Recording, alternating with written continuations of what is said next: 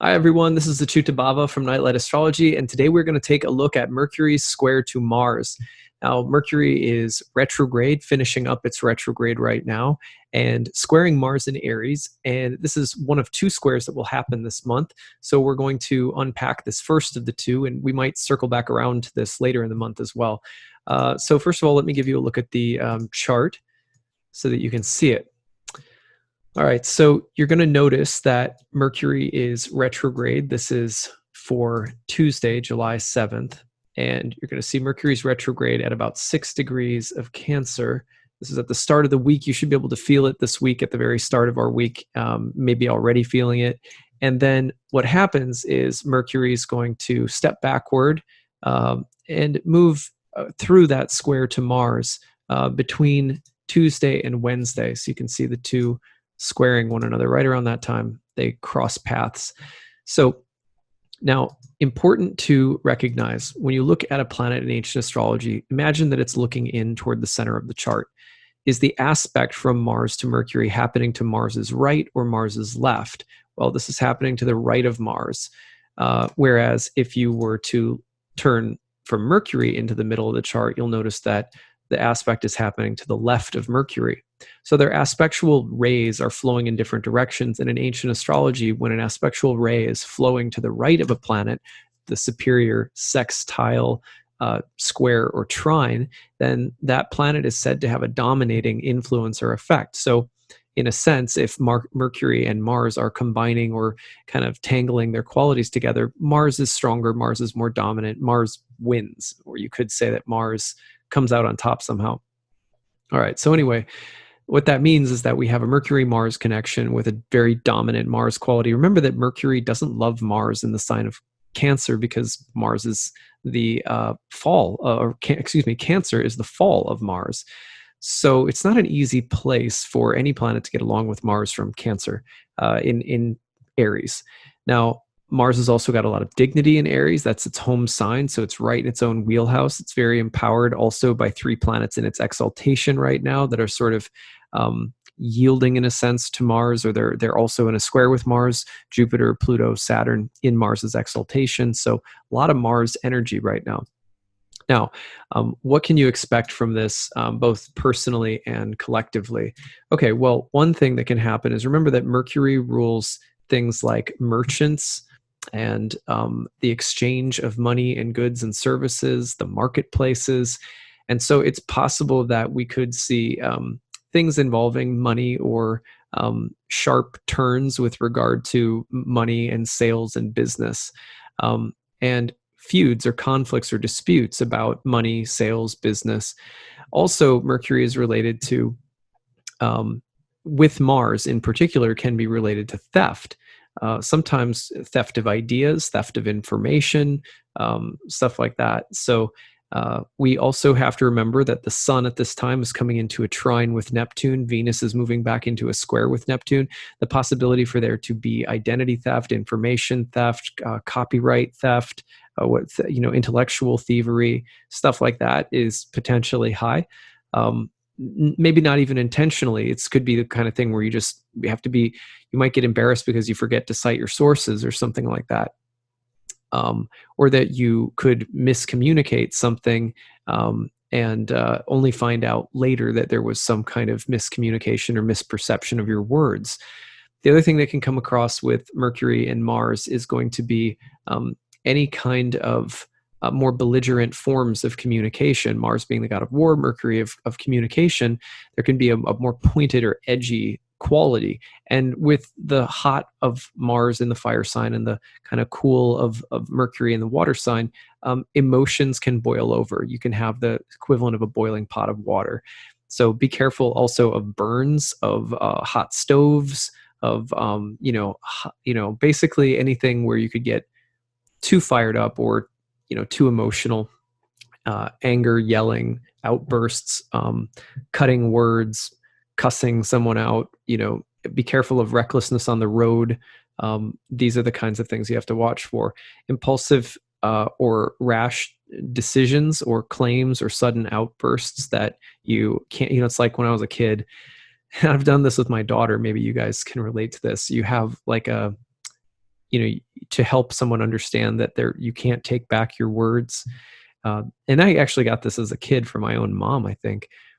You'd take the toothpaste and you squeeze some out of the tube and you say, okay, now put the toothpaste back in the tube. And it's like, well, you can't.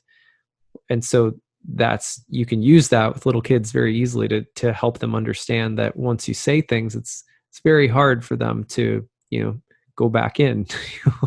You can't take back your words. Sometimes they really hurt people.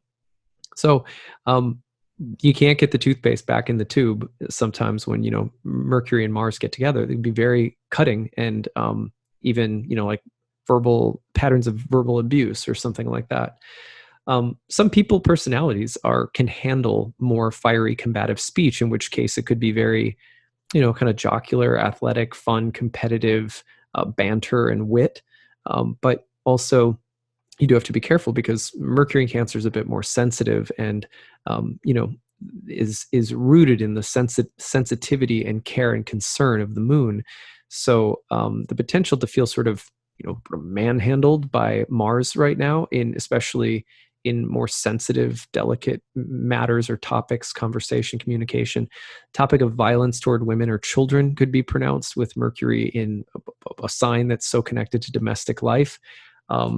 Also, sometimes you're going to see topics of like home theft or home invasion or something like that. I know that sounds really terrible, but Mercury Mars is known for thievery, and you can also have Mars, kind of intruding upon Mercury in Cancer, which is like the place of home. So, but domestic abuse could be an indication as well. But potential issues around violence in the home, in a general sense. You can also see the potential for information to be used in order to damage or harm people where they are most vulnerable. These are all very difficult significations, of course, but something else that can come through Mercury Mars that's maybe more positive is that Mercury Mars in ancient astrology were planets that were associated with math and science. So when the two of them come together, there's also a sense of the incisive, analytical, rational mind. The mathematician, the scientist, the chemist, the biologist, also the knowledge that you have to have if you're a surgeon and you need to wield a scalpel.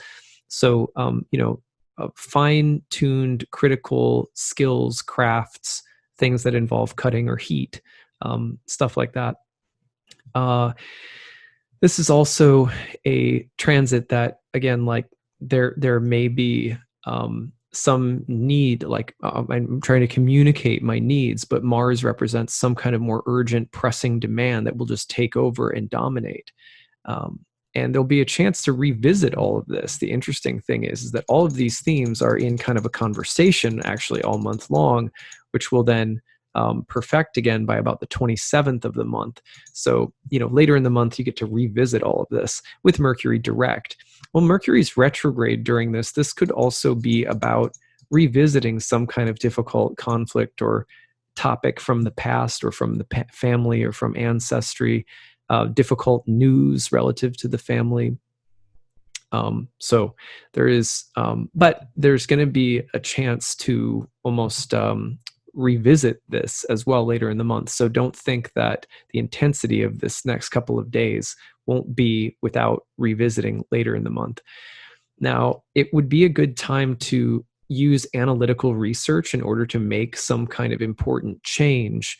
But it's probably, you could think that Mars may not have total sympathy and may need to be, I'm trying to think, for example, when you have to make tough decisions and you're not going to meet everyone's needs or all sensitivities and feelings or can't avoid, someone's going to get hurt a little bit or may not feel like their needs were fully addressed or something like that.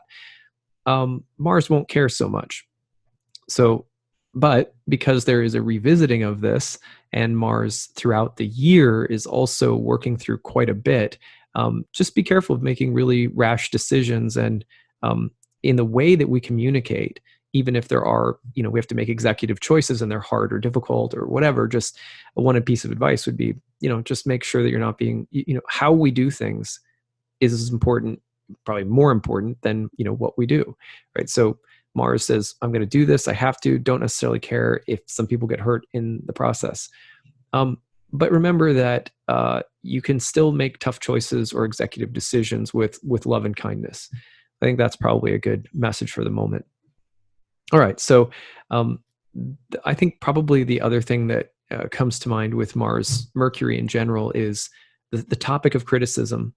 And, nobody, I think it's in some ways, I feel, because I'm exposed to social media every day, and it's very different in the world versus social media, just relationships.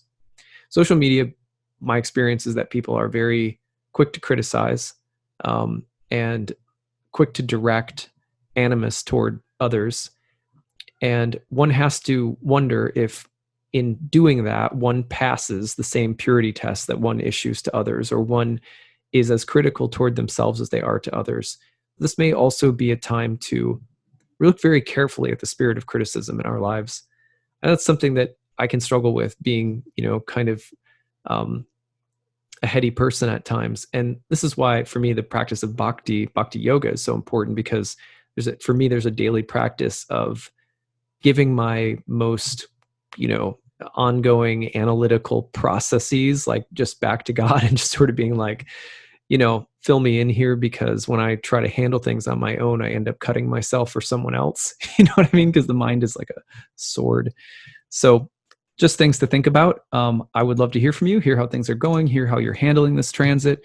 I've got some other cool videos this week that I hope you're enjoying, continuing with my ayahuasca series and so forth. So we will, there'll be more to come, and I would love to hear how you're handling this transit now and later in the month. We try to come back to it. All right, take it easy, everyone.